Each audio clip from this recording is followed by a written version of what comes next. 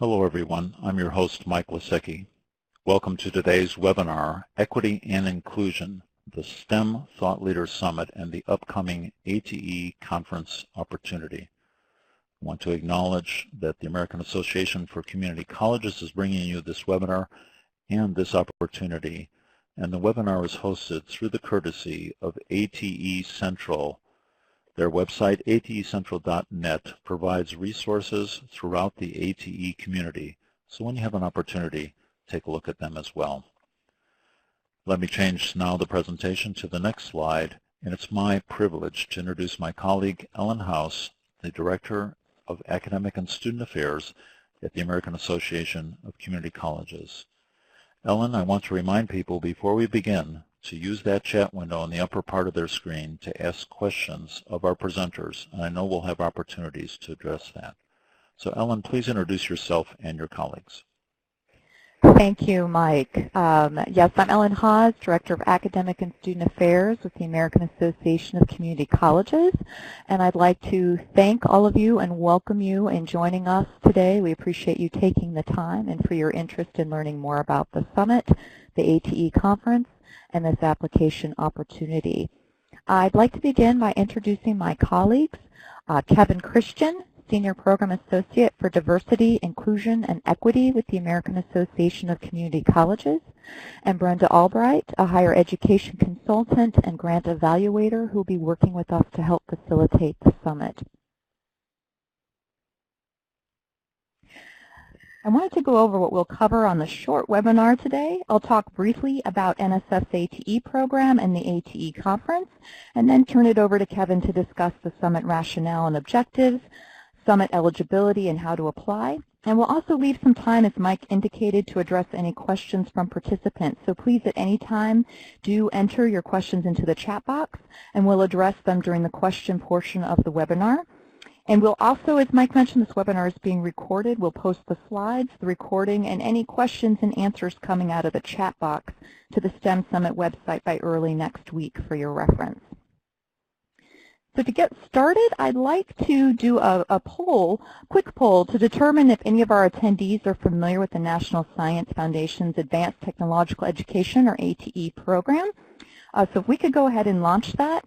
If you could take a moment and indicate your familiarity with the program. If you don't have any knowledge, if you have some knowledge, if you have a good amount of knowledge in that you've used ATE resources or worked with projects or centers, or if you have extensive knowledge of the program and that you've served as a principal investigator, which is a grant lead, or a co-PI, which is a co-lead of an ATE grant.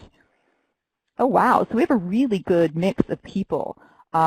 Results are still coming in, but I see there are a lot that have some knowledge of the ATE program, more than half, and would like to learn more.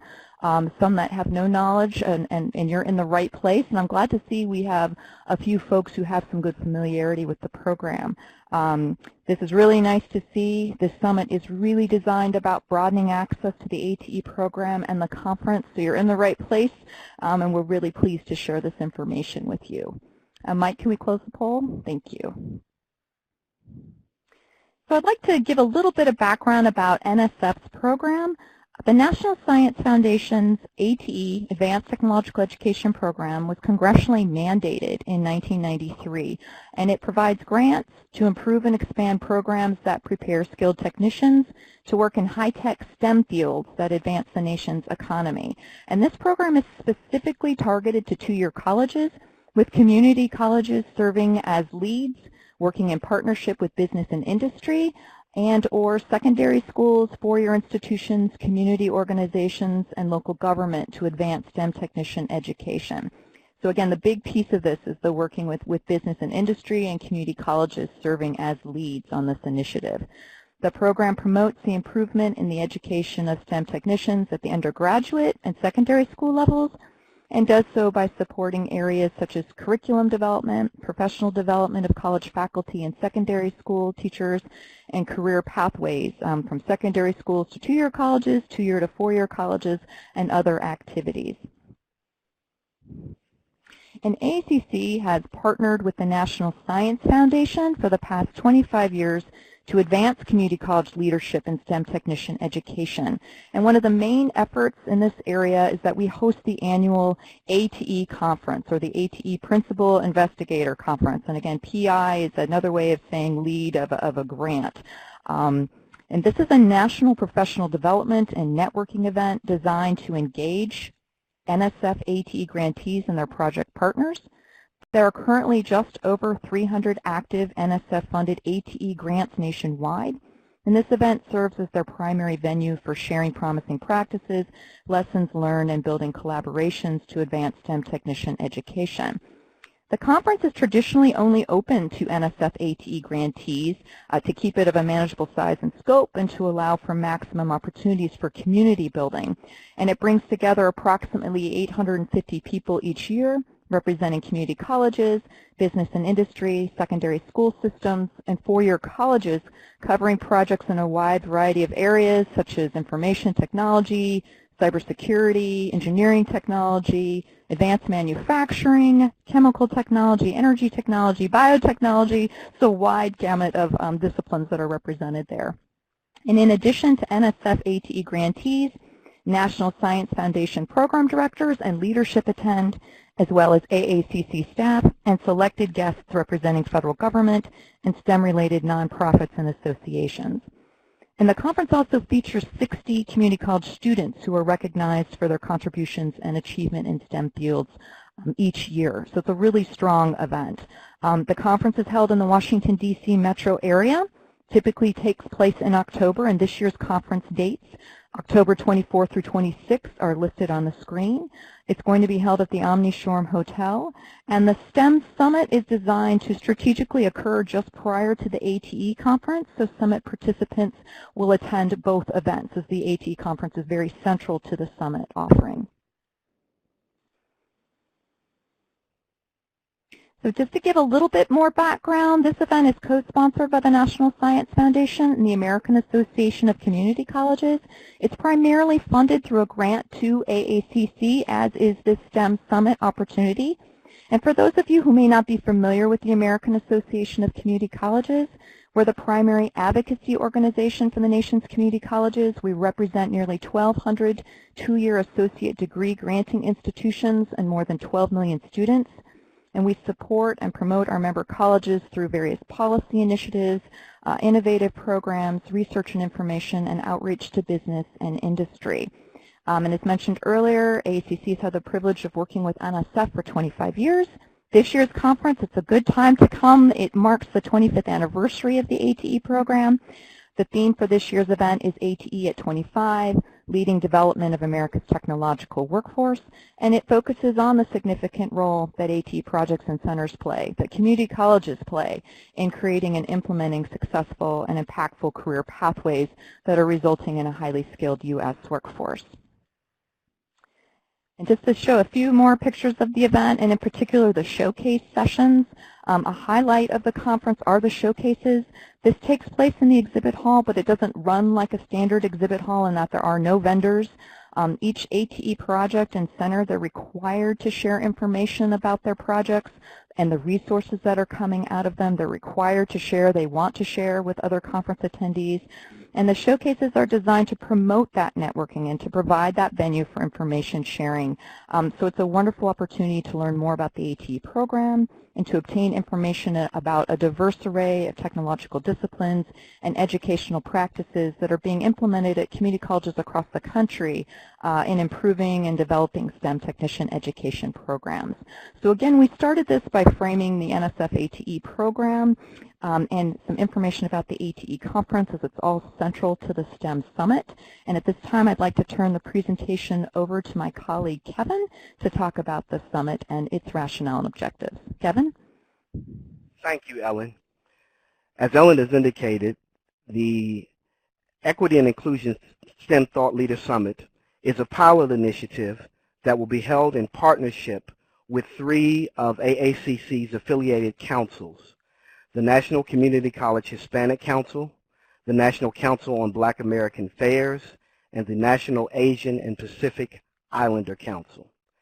The summit will share promising practices and resources from the ATE community designed to strengthen STEM programs for minority-serving institutions and those that are new to NSF ATE program.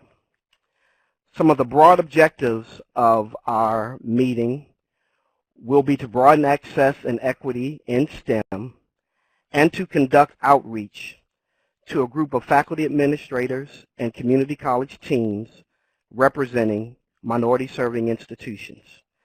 We hope to share resources, strategy, and lessons learned in STEM technician education. In addition, we will be providing networking and professional development opportunities and engage community college leadership so that you can learn firsthand information on NSF funding opportunities and ATE program resources that are being successfully used to recruit and retain underrepresented students, increase STEM completion rates, and prepare students to meet the national workforce needs. There will also be an opportunity to provide professional networking and professional development opportunities and to connect with ATE PIs who will be attending the ATE conference so that you have an opportunity to engage with that community, and to establish a community of practice around a diverse group of faculty and administrators through offering leadership and professional development to address the critical need for STEM technician education and pathways, and again, to broaden access to NSF and ATE resources. The summit dates will be October 23rd and 24th in Washington, D.C., and as a result, if selected, there will be full travel support for the faculty and administrative teams that are selected to attend. Summit eligibility and how to apply. AACC is seeking 15 community college teams consisting of a STEM faculty member and an administrator from minority-serving institutions, rural-serving institutions, and colleges new to NSF and ATE. In addition, college teams are asked to do the following. You must demonstrate a strong interest in learning more about the National Science Foundation and advanced technological education. You will need to engage in the summit and the ATE conference. You must commit to implementing STEM resources and promising strategies. Consider pursuing further STEM mentoring and NSF funding opportunities, and you're required to participate in a pre- and post-event evaluation, surveys, and follow-up. In addition, college teams are asked to apply online and submit the following. There is an application, and we will have the link towards the end of our presentation. You have to submit the name of the institution, your institutional designation as an MSI, rural and or new to the ATE community, contact information for a faculty member and your team administrator, your college STEM program area, 3 main challenges that your institution is facing in STEM program development, improvement, and or implementation, promising strategies and resources that the college would like to assist in addressing your STEM challenges, activities and outcomes that the college hopes to undertake as a result of participating in the convening, bios for each team member, a statement of interest from each team member, and certifications and signatures from administrators at your institution. You can submit online, and there's also a Word form that we also encourage you use to prepare at www.aacc.nche.edu/STEM Summit. The deadline to apply is Monday, August 20th, 2018 at 5 p.m. Pacific Time. Colleges will be notified on Monday, August 27th, 2018. If you have any questions, please feel free to type them in the box now in the chat box, and we will be sure to answer them for you.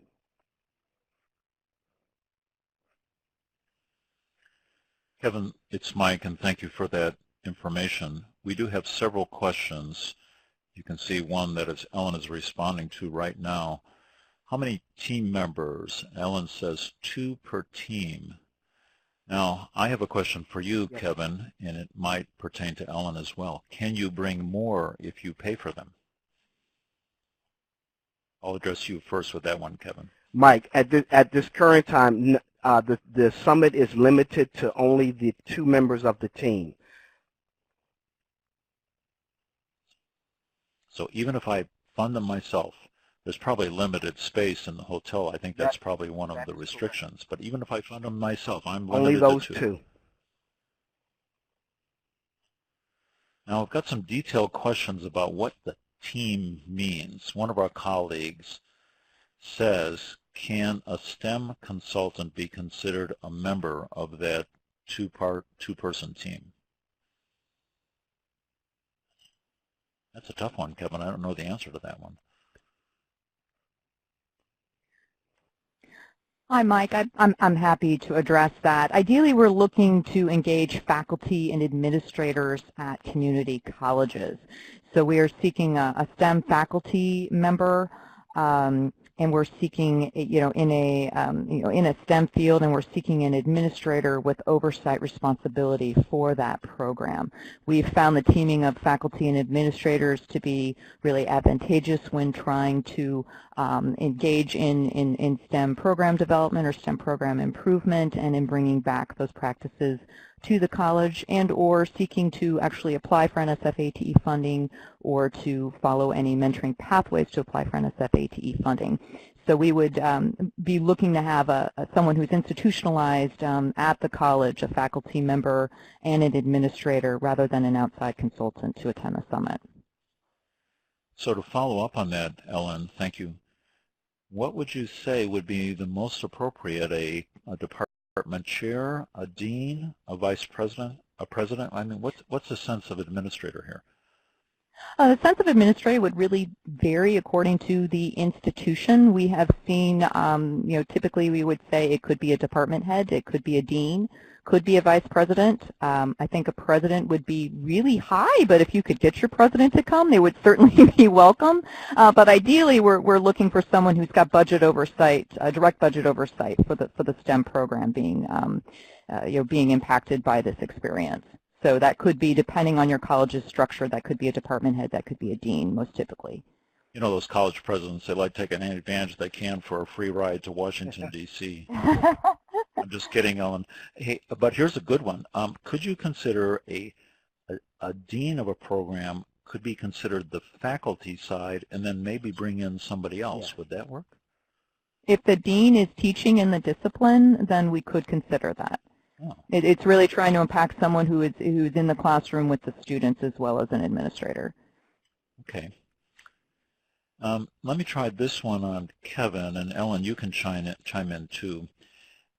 Kevin, do you think if my college sent this in and we had our grant developer, I mean, it's called different things at colleges, right? Sponsored research officer or head of grant development.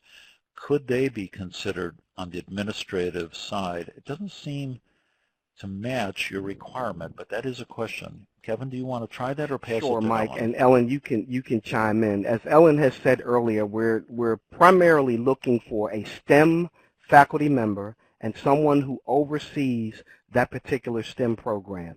If the grant developer is actively involved in that program, we will not discourage them from submitting that in their application, but specifically we're more inclined to looking for a STEM faculty member and someone who has oversight of that particular program.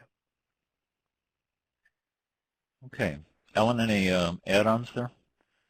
No, I mean, I would agree with that. I mean, I know people might want to bring broader teams. We can certainly see what the interest is. If for some reason we're not able to place all 15 teams and we have some open slots, we could potentially open it up to college to bring an additional person, such as a consultant or a grant developer. But since this is a pilot initiative, we really do want to focus on the faculty administrator teams to begin, and we would also be happy to share information about other programs, such as if someone is really interested in developing an NSF ATE grant, there's a program called Mentor Connect, where grant developers can come to attend that workshop where they're focusing specifically on developing a grant for NSF ATE. Where this program is really just learning more about the ATE program, being exposed to the resources, certainly hearing about NSF funding opportunities, and we would hope you would consider following another program and or applying to NSF ATE, but it's not a requirement of attending this summit. So at this point it might be premature to send a grant developer. It would be, we think in this initiative it would be of more advantage to send the faculty and the administrators to assess if this is something that the institution would like to pursue. That's a good point. It could be an early stage to have the developer involved. There may be opportunities down the line. So thanks for that comment. Ellen, I'll start with you on this one. We'll ask Kevin to chime in too. So what's your selection criteria? Are you going to score these applicants with some sort of rubric? And what if you get 30 applications for the 15? How are you going to judge who's the best? Yes, we do have a rubric that we will be using when we're reading these, and that's what we'll be looking closely at. If teams, as part of the application process, the college needs to provide a short statement demonstrating an interest in learning more about NSF ATE. We'll be looking at faculty statements. We're asking the faculty and the administrator to provide statements as to their interest. And so we'll be looking at those criteria. We'll also be looking to see if the colleges are a minority-serving institution, if they're predominantly rural-serving, if they're new to ATE, because we are hoping to engage a diverse array of faculty and administrator teams representing MSIs, rural institutions, and those new to ATE to plug them into the ATE resources and to help them network through this opportunity. So we will be looking at all of those, and we talk about the eligibility in the RFP, which is on the STEM Summit website as well. So yes, we will be reviewing applications and looking to develop, to select a diverse array of teams to attend. Sure, that makes sense. Kevin, any comments there on selection criteria you'd like to add? I think Ellen covered it. Good. Let me turn the slide back a little bit. I'd like to put that link up online, right, so Sure. people can do that. When I was reviewing that application myself, I had a question that came up in our district. We're a 10-college district, pretty-large district here. Can each of those colleges apply? As suppose 3 of our 10 colleges applied. What would you do? Ellen, I'll turn that to you. I mean, I think if with a large district and you're talking about colleges, we would treat the application as an individual college. Oh, good. So we're looking for 1 application per college. So if there are several from a district, that's certainly acceptable as we're looking at, institution by institution. They're going to like to, they'll be happy to hear that. Here's a question, lots of questions in the chat today. It's Ellen, it's exciting. This always comes up, and I think there are good answers here about adjunct faculty. So can a faculty who is an adjunct be considered the faculty member of the team?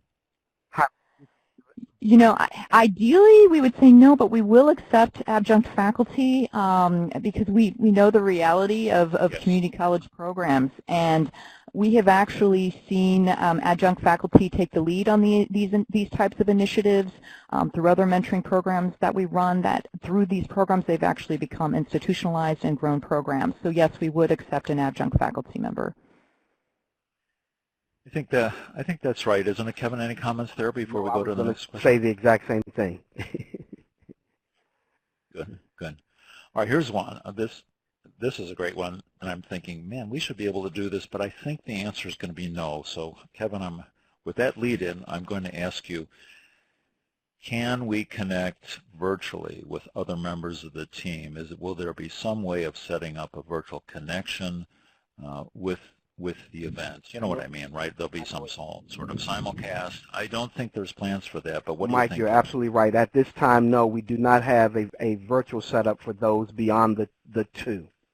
It will be only for the two that attend, and the meeting will be closed just for those who are attending. I will say, just to add to that, Mike, well, that's accurate. We don't have a means for simulcasting or opening up the summit itself. There are pieces of the ATE conference, while not live simulcast, are recorded. We record the plenary speakers, and we post presentations from all of the main sessions, and that is open and accessible to anyone who would like to access that information. And we would be happy to send out those links to the conference content, proceedings, and videos. So that is open. Yeah, that's the follow-on question is an obvious one here, Ellen. You can see it in the chat. If you're not selected, what ways can you continue to interact? Now, you've already mentioned the one about the recording, and you've mentioned the Mentor Connect program. Also, I'll mention that the ATE solicitation is online, and that's one way of finding out a lot of information about the program itself, not so much about the conference, but about the program. What other ways could, let's say, non-selected colleges continue to interact? Any ideas there? Ellen, we'll start with you. Absolutely, yes, and we'd be happy to send out these links and follow up to the webinar, but there are other initiatives. There is Mentor Connect, as I mentioned, and if you are a college team that is very interested in applying for an NSF ATE grant, this program provides you with travel support and a mentor through a 9-month cycle beginning in January 2019, and would mentor you through preparing to submit an NSF ATE award in October 2019. So that's specifically focused on grant development. AACC also has an initiative called MentorLinks. So coming out in probably spring of 2019, we'll have an opportunity for community colleges that they're looking to develop and strengthen STEM technician education programs. It also has a mentoring focus, but this program has some small seed money attached to it. It's a 2-year program. We award colleges a $20,000 grant, and we pair them with an experienced ATE mentor. They do a site visit to the campus. The college does a reverse site visit, and we also plug them into the ATE conference. And one of the facets of this summit is there will be a joint session that the summit attendees will do with the current cohort of MentorLinks grantees. So these are also people newer to NSF ATE that are looking to develop and strengthen their STEM programs. They're in a formal 2-year mentoring program, and we'll be starting another cohort in 2019. So those are initiatives that are Mentor Connect is up now. MentorLinks will be forthcoming with an announcement in spring of 2019. And then, Mike, at the top of this webinar, you mentioned ATE Central. They are the hosts for this webinar, and they also serve as a clearinghouse for all information coming out of the ATE program.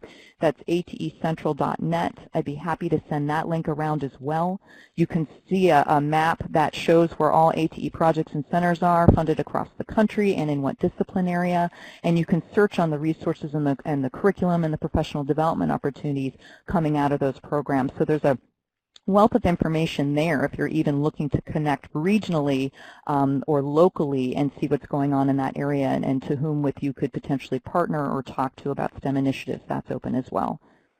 Oh, that's cool. There's a ton of stuff out there that will directly support community colleges. That's excellent, Ellen. Let's see. Here's a question that I think I know the answer to.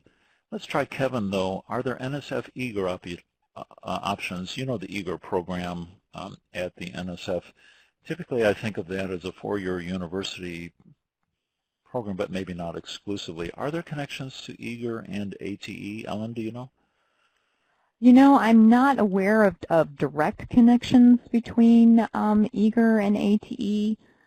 Certainly, we have some ATE programs that are focused on research. But we don't typically, ATE, you know, is for ATE grantees. A lot of the programs have their own professional development meetings.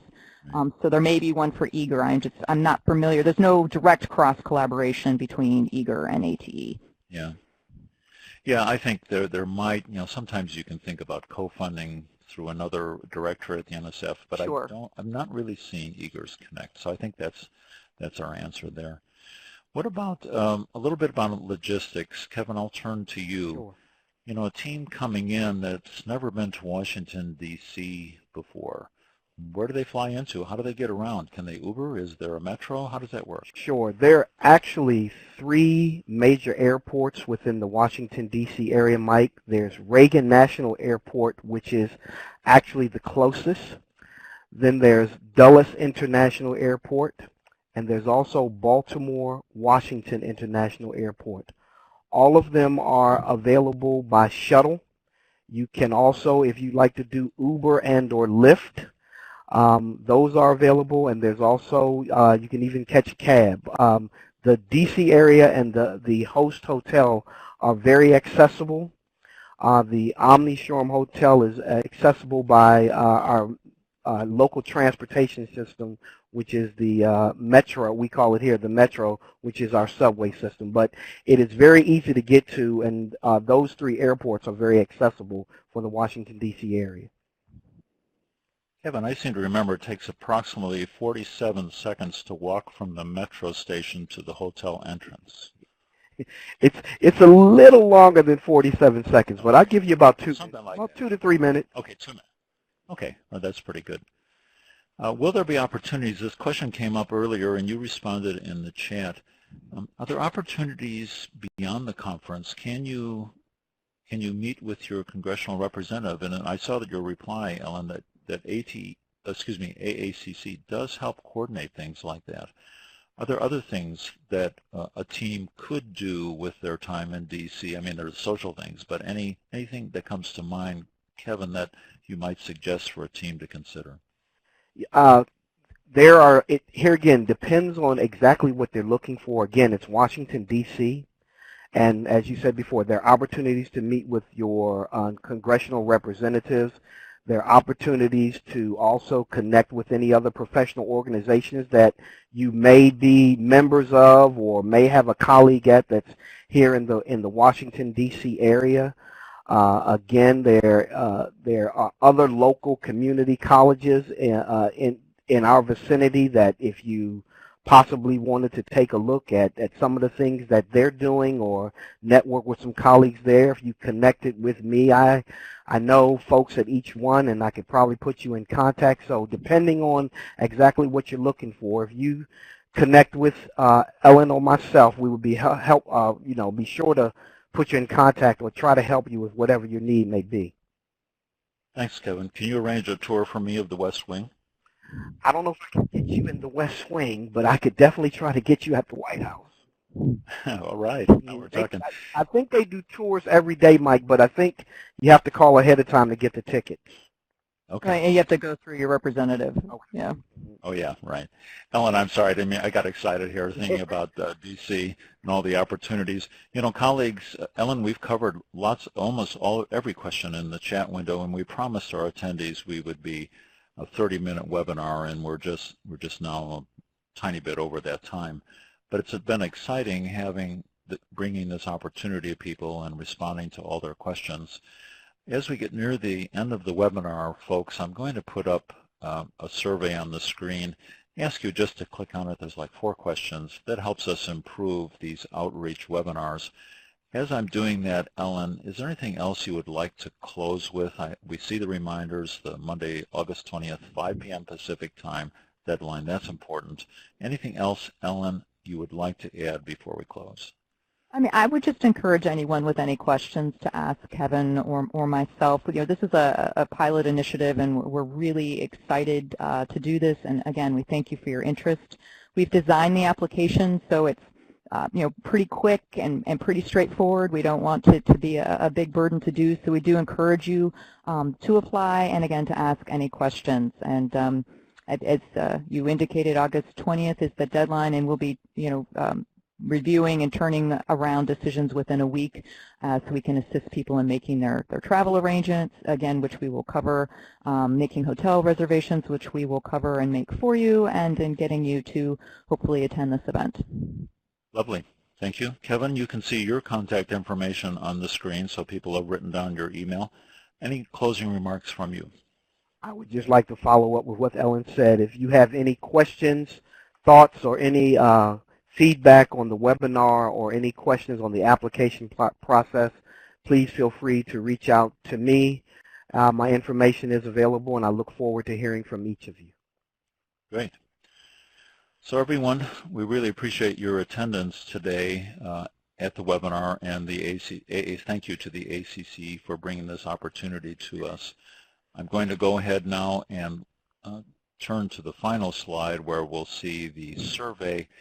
You know what, folks, this will open in a separate window on your computer, and there's some computers where it's a little bit different, but most computers will have a separate window that this survey opens under. So colleagues, that officially ends our webinar today. I'd like to thank our presenters, Ellen House, Kevin Christian, and Brenda. Thank you very much also for being in the background and helping us prepare this webinar. Colleagues, I hope to see you. I hope to join this event as a member of an ATE team myself in October, so perhaps we'll connect then. Ellen and Kevin, thank you. That officially ends the webinar, and we'll send out that recording link early next week. Thank you. Thank you, Mike. Okay, guys. Bye. See you. Bye, everyone. Bye.